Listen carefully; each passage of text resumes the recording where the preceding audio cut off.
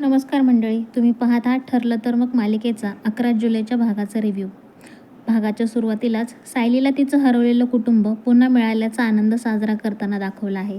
घरातील सगळे तिची मजा घेतात, जुन्या आठवणी काढतात आणि वातावरण अगदी आनंदी करून टाकतात. अनेक दिवसानंतर घरात हसण्याचे आणि मस्करीचे क्षण पाहायला मिळाल्यामुळे हा भाग पाहताना चेहऱ्यावर आनंद पाहायला मिळतो. यानंतर घरात एक मजेशीर कोर्टरूम ड्रामा रंगतो. सायली स्वतःची बाजू मांडते, अर्जुन आणि इतर घरच्यांवर गमतीशीर आरोप करते आणि सगळे मिळून या खेळात सहभागी होतात. या संपूर्ण प्रसंगात कोणताही गंभीरपणा नसून फक्त निव्वळ मनोरंजन आहे. अर्जुनची झालेली फिरकी आणि घरच्यांनी दिलेली मजेशीर शिक्षा हे आजच्या भागातील सर्वात हलके फुलके क्षण ठरतात. पण जिथे एका बाजूला आनंदाचं वातावरण आहे, तिथे दुसऱ्या बाजूला संकटाची चाहूल देखील लागते.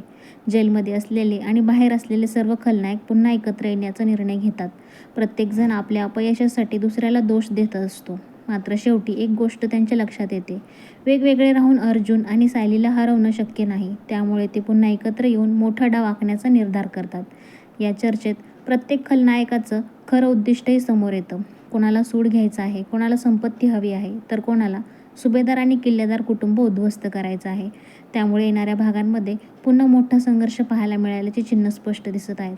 भागाच्या शेवटी अर्जुन आणि सायली एकमेकांसोबत आनंदाचे क्षण घालवत असताना दिसतात. दुसऱ्या बाजूला खलनायक नव्या कटाची तयारी करताना दिसतात. यामुळे पुढचा ट्रॅक नक्कीच रंजक असणार आहे.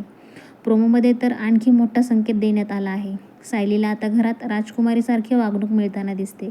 तिच्या प्रत्येक गोष्टीची काळजी संपूर्ण कुटुंब घेत आहे. पण हे सुख खलनायकांना अजिबात सहन होत नाहीये.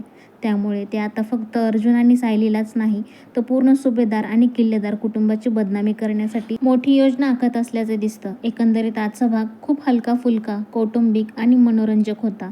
त्याचवेळी पुढे मोठं वादळ येणार असल्याची चाहूलही या भागाने दिली. तुम्हाला आजचा एपिसोड कसा वाटला? अर्जुन आणि सायलीचं हे आनंदाचं वातावरण किती दिवस टिकेल आणि खलनायकांचा नवा डाव यशस्वी होईल असं तुम्हाला वाटतं का? तुमचं मत कमेंटमध्ये नक्की सांगा. व्हिडिओ आवडला असेल तर लाईक करा, चॅनलवर नवीन असाल तर सबस्क्राईब करा आणि अशाच रोजच्या मराठी मालिकांच्या रिव्ह्यूसाठी आमच्यासोबत जोडलेले राहा. धन्यवाद.